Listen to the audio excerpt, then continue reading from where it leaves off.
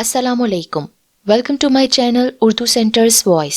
तमाम video updates के लिए उर्दू सेंटर्स वॉइस को सब्सक्राइब करके बेल नोटिफिकेशन ऑन करें। तो चलिए सुनते हैं आज की कहानी मायनी में किनू आँखा पार्ट 2। चौधरी जी, बड़ी चौधराइन चौधरी के पांव दबाती कनखियों से अपने खामिद का भरपूर जायजा भी ले रही थी। इस बार मैंने पूरे 10 तोले के कंगन लेने हैं। चौधरी मुस्कुराया और हुक्के का लंबा कश लगाते हुए उसे मोहब्बत से देखा। ले लेना चौधराइन, ये कौन सा मुश्किल काम है। भाई, ये जो जमीनें जायदाद देख रही हो तुम, जानती तो हो हमारे पुरखों की निशानियां हैं। हमारी 7 नस्लें भी काम ना करें तो फिर भी आराम से बैठकर खा सकते हैं हम। अब तुम खुद सोचो, आखिर किसके लिए हमने सब कुछ बनाया है? तुम्हारे और बच्चों के लिए ही तो है। जब जो दिल चाहे ले लिया करो, पैसे की परवाह मत किया करो। चौधराइन खुश हो गई। बस चौधरी जी, जो दिल चाहा आपसे कह दिया। मुझे क्या चाहिए क्या नहीं आप तो बखूबी जानते हैं ना। चौधरी भी घाघ शिकारी था, जानता था कि उसकी बीवी की कमजोरी सोना है। उसी कमजोरी को उसने मोहब्बत और भरोसे की चादर से ढांपकर अपनी हवस और बदमाशी को परवान चढ़ाया। अपनी दिखावे की मोहब्बत की चापलूसी की आबियारी से इतना तनावर दरख्त बना डाला कि चौधराइन चौधरी पर अंधा एतमाद करने लगी। दोनों चचाजाद भी थे। वालिदैन की ये सोच थी कि घर की दौलत घर में ही रहे, इसीलिए चौधराइन की शादी चौधरी से कर दी। शादी के बाद चौधरी ने उसे रानी बना के रखा। वो खुद बाहर क्या करता है, किधर जाता है, क्या मामलात हैं, चौधराइन ने कभी टो लगाने की कोशिश भी नहीं की। उसे तो सिर्फ सोने और कपड़े से गर्ज थी और चौधरी उसकी ये ख्वाहिश पूरी करता हर रोज गुनाह की दलदल में धंसता चला जा रहा था। पायल, ओ पायल, चची समीना की आवाज पर 13 साला पायल दौड़ती छत की तरफ लपकी। पायल, यूं करो, नाजिश और सूरत से कहो ऊपर आ जाएं। मैंने आज तुम तीनों की पसंद की बिरयानी बनाई है, हरी मिर्चें डालकर। दोनों को बुला लाओ, जल्दी से खा लेते हैं। अपनी बहन के दुनिया से मुंह मोड़ने के बाद समीना ने बहन की निशानियों को सीने से लगा के रखा था और उसने हत्तल इम्कान कोशिश की थी कि बच्चियों को माँ की कभी कमी महसूस न होने पाए। अपनी हैसियत के मुताबिक उनकी ख्वाहिशों को पूरा तो न कर सकती थी, मगर ख्याल जरूर रखती। हालांकि उसके अपने 7 बच्चे भी थे। वो जानती थी कि फहीम की गैर जिम्मेदाराना रविश से ये बाप की शफकत को तरस रही हैं। अब तो उनका बाप फहीम, जो दूसरी बीवी की सूरत में अजाब घर में लाया था, उससे बच्चियां तो सहम सी गई थीं। लेकिन समीना की मोहब्बत ने किसी हद तक बच्चियों को संभाले रखा। समीना की बेटियों ने मिलकर दस्तरख्वान बिछाया। छोटे से कमरों में सबको बिठाकर समीना ने सबको बिरयानी डाल के दी। सब मजे से खाने लगे। तीनों बहनों के साथ बैठी समीना बिरयानी खाती न जाने क्या सोच रही थी कि उनकी सौतेली माँ की करख्त आवाज उसे ख्यालात से वापस खींच लाई। बहुत खूब, माँ नीचे भूखी बैठी है और तुम तीनों यहाँ बैठी पेट का दोजख भर रही हो।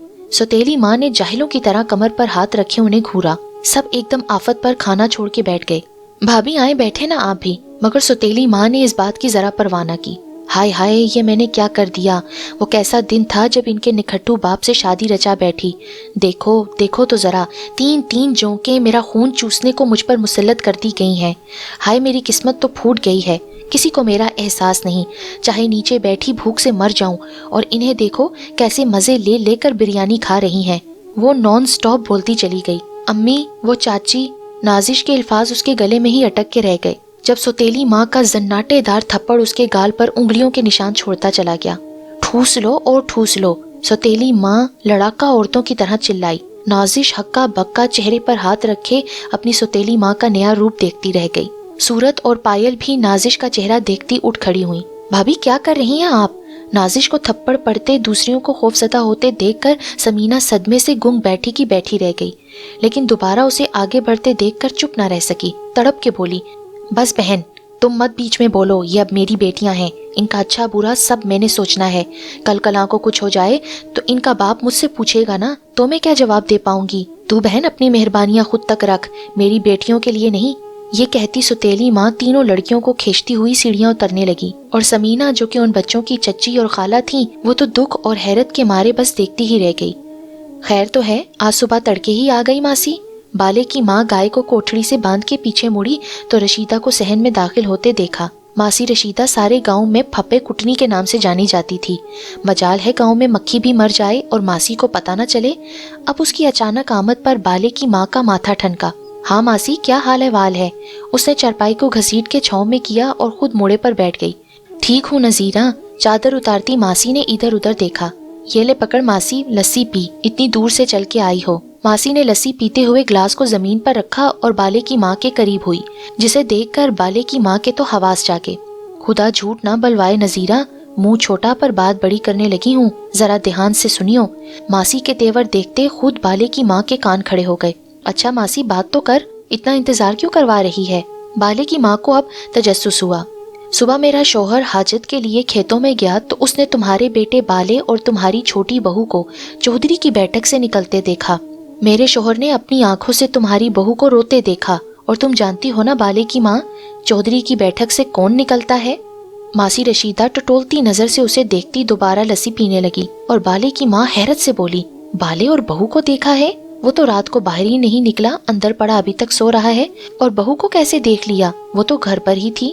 تو کیا میں جھوٹ بول رہی ہوں یا میرا شوہر جھوٹ بول رہا ہے؟ ماسی کو برا لگا۔ جانتی ہو نا ماسی، تم کتنا بڑا بہتان لگا رہی ہو میرے بیٹے اور میری بہو پر۔ بالے کی ماں برا منا گئی۔ دیکھ بالے کی ماں، مجھے میرے شوہر نے جو دیکھا بتا دیا ہے، اور وہ میں نے حرف بحرف تمہیں کہہ دیا ہے، وہ بھی اس لیے کہ تم پنڈ کی بہو ہو اور تمہاری بہویں ہماری بیٹیاں۔ چودھری کو کون نہیں جانتا، ایک نمبر کا لفنگا اور عورتوں کا بھوکا ہے۔ بالا ابھی بچہ ہے، اچھے برے کی بھی ابھی اسے پہچان نہیں۔ اب وہ وہاں صبح تڑکے کیا لینا گیا تھا چودھری کی بیٹھک پہ، اسی سے پوچھو۔ ابھی ماسی نے کچھ کہنے کے لیے منہ ہی کھولا تھا کہ بالے کی ماں کی بڑی بہو اپنا ہراساں سا چہرہ لیے کمرے سے نکلی اور بھاگتی ہوئی ماسی رشیدہ کے پاس آئی اور اس کے پاؤں پکڑ لیے۔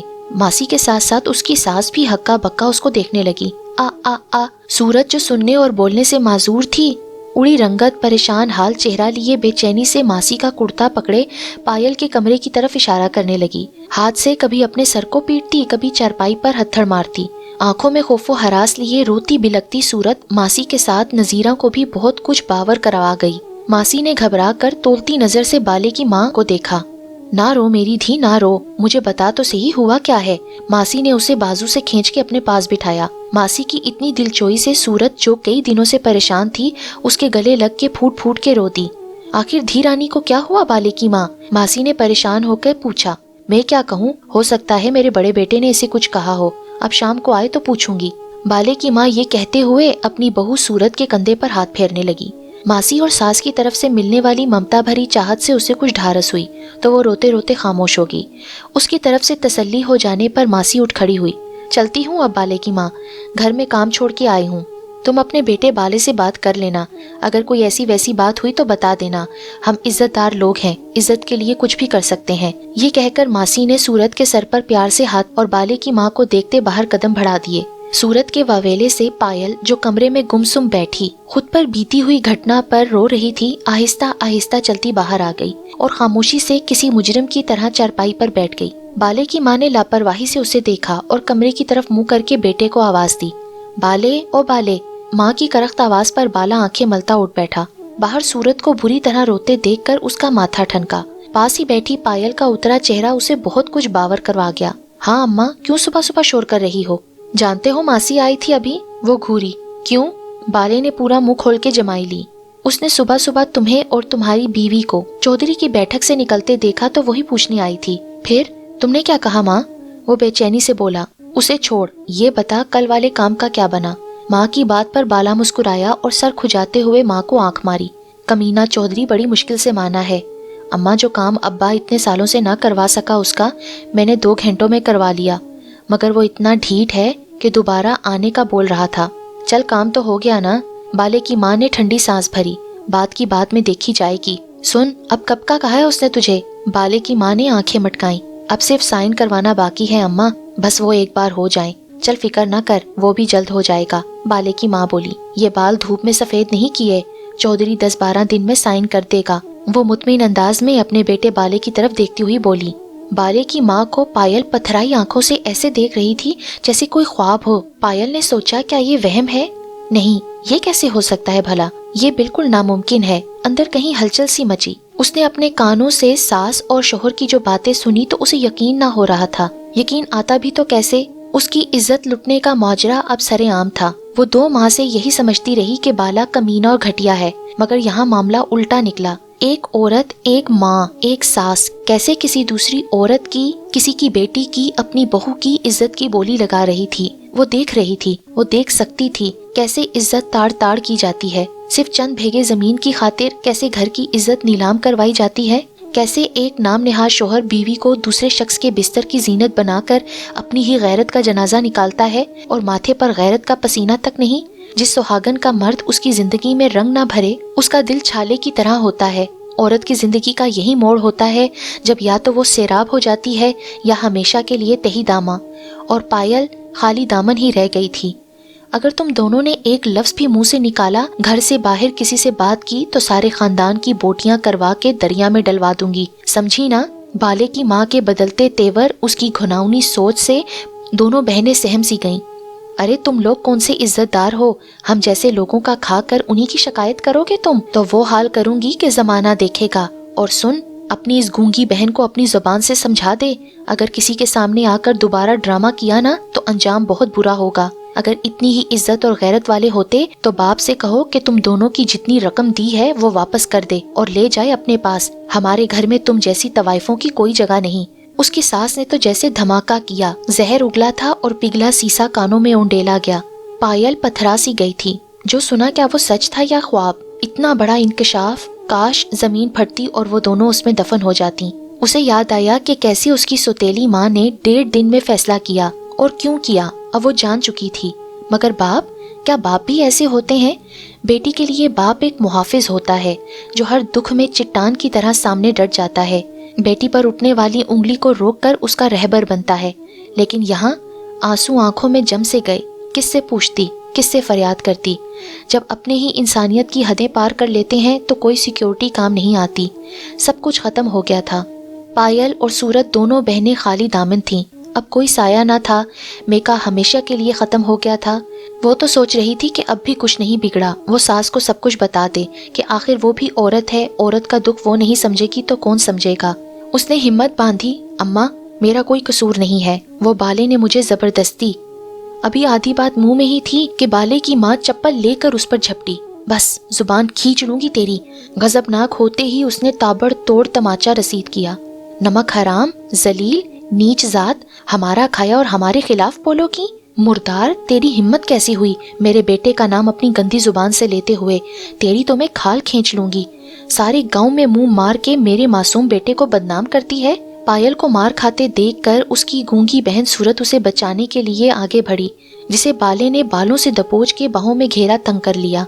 نہ آسمان پھٹا نہ زمین، ظلم و ستم کا وحشیانہ کھیل شروع ہو گیا۔ 3-4 دن ایسے ہی گزر گئے۔ منہ پر لگے نیل کے نشان، سوجی آنکھوں کو دونوں بہنیں دیکھتی تو تقدیر پر نوحہ کنا ہوتی۔ بچپن سے ماں کے سائے سے محروم، ماں کی محبت سے نا آشنا، ماں کا لمس پانے کو سوتیلی ماں کی لالچ کی بھینٹ چڑھ گئیں۔ اب کس سے فریاد کرتی، کس سے دکھڑے کہتی کہ مائنی میں کنوں آنکھاں؟ بات بھی چھپنے والی نہ تھی۔ گاؤں میں چپکے چپکے سرگوشیاں سننے کو مل گئیں۔ بالے کی ماں نے کسی بہانے سے لوگوں کو اپنے گھر سے دور رکھا۔ ادھر بالا متواتر چودھری کو خوش کرتا رہا اور ادھر بالے کی ماں متواتر پلان بناتی رہی۔ 1 ہفتہ تو امی کے بغیر کاٹنا انتہائی کٹھن تھا۔ میں خود صبح جاتا اور شام تک واپس آتا۔ خدا خدا کر کے 10 دن گزرے۔ امی اور بہن کراچی سے آ گئیں۔ سچ کہتے ہیں جس گھر میں ماں نہیں وہ گھر نہیں۔ 1-2 دوستوں سے میں نے نازش کے سلسلے میں بات کر رکھی تھی۔ ایک طرف سے کچھ امید تھی، صبح اسی سے بات کرنے جانا تھا۔ صبح سویرے اٹھنے کی عادت نے مجھے ہمیشہ چاکو چوبند رکھا تھا۔ آج بھی 2 جگہ پر کام تھا، سوچا پہلے نازش کے کام کی بات کر لوں، پھر اپنے کام کے لیے چلا جاؤں گا۔ میں اور ابو میز پر بیٹھے ناشتہ کر رہے تھے کہ اچانک گلی سے شور اٹھا۔ امی ایک دم گھبرا گئیں۔ یا اللہ، یہ کیا ماجرا ہے؟ اتنی صبح صبح، اللہ خیر کرے۔ ابو نے امی کو حوصلہ دیا اور مجھے اشارہ کیا کہ باہر جا کے دیکھوں۔ میں ایک دم اٹھا اور باہر کا رخ کیا۔ فہیم انکل کے دروازے پر لوگوں کی بھیڑ دیکھ کر میں پریشان ہوا۔ ادھر ادھر دیکھا کسی سے پتہ کروں۔ ساتھ والے محلے دار پر نظر پڑی تو ان کی طرف بڑھ کر پوچھا۔ اس پر انکل نے مجھے بولا، آج صبح صبح فہیم صاحب کی بڑی بیٹی نازش کا انتقال ہو گیا ہے۔ بڑی پیاری اور سمجھدار بچی تھی۔ یہ کیسے ہو سکتا ہے؟ ابھی 15 دن پہلے ہی تو ملاقات ہوئی تھی اور وہ دیکھنے میں بالکل ٹھیک لگ رہی تھی، پر کچھ پریشان تھی۔ میں یہ کہہ کر پلٹا اور تھکے قدموں گھر والوں کو بتانے کے لیے چل پڑا۔ میرے کانوں میں ابھی تک اس کے الفاظ گونج رہے تھے، سنیے، آنٹی نے شاید آپ سے کام کی بات کی ہوگی۔ میں نے گھر آ کر امی ابو کو بتایا، سب شاکڈ رہ گئے۔ اتنی پیاری اور صابر بچی تھی، دیکھو بھلا، یہ کوئی عمر تھی جانے کی؟ اس موئی بیماری نے جان لے کر چھوڑی۔ وہ بہت افسردہ ہوئی۔ ماں کی طلب اسے ماں کے پاس ہی لے گئی۔ بس بیگم، اوپر والے کی یہی مرضی تھی، ابو نے امی کو تسلی دی، جو لوہے قلم پر جتنی عمر لکھوا کر آیا ہے اس نے اتنا وقت گزار کر واپس لوٹ جانا ہے۔ بس موت تو ایسی ہے جسے نہ کوئی روک پایا ہے اور نہ کوئی روک پائے گا۔ بیٹا تم ایسے کرو کہ تم آفس سے چھٹی لے لو، میرے خیال میں فہیم صاحب ظہر کے بعد ہی تدفین کریں گے، تو ہمیں ساتھ تو جانا ہوگا۔ ٹھیک ہے ابو، میں نے مدھم لہجے میں جواب دیا۔ سچ کہوں تو میرا خود کا دل جانے کو نہ چاہ رہا تھا، نہ جانے کیوں وہ چہرہ میری آنکھوں سے اوجھل نہ ہو پا رہا تھا۔ میرے اندر سے ایک ٹھنڈی آہ نکلی۔ اسی وقت مجھے معلوم پڑا کہ مجھے تو اس سے محبت ہو چکی تھی، لیکن کب نہیں جانتا۔ نہ تو میں نے وعدے وعید کیے تھے، نہ قسمیں کھائی تھیں، نہ آج کل کے چھچھوڑوں کی طرح خط و خطابت کی۔ بغیر اظہار کیے کسی کو پسند کرنا چاہنا انسان کے خود کے اختیار میں نہیں ہوتا۔ میری محبت پاکیزہ تھی، جسے شاید وہ بھی نہ جانتی تھی۔ ظہر اور عصر کے درمیان نازش کو آخری آرامگاہ تک پہنچا کر میں بھی دوسروں کی طرح غم سے نڈھال یہ سوچتا گھر واپس آ گیا، کوئی منظر سدا نہیں رہتا، ہر تعلق مسافر آنا ہے۔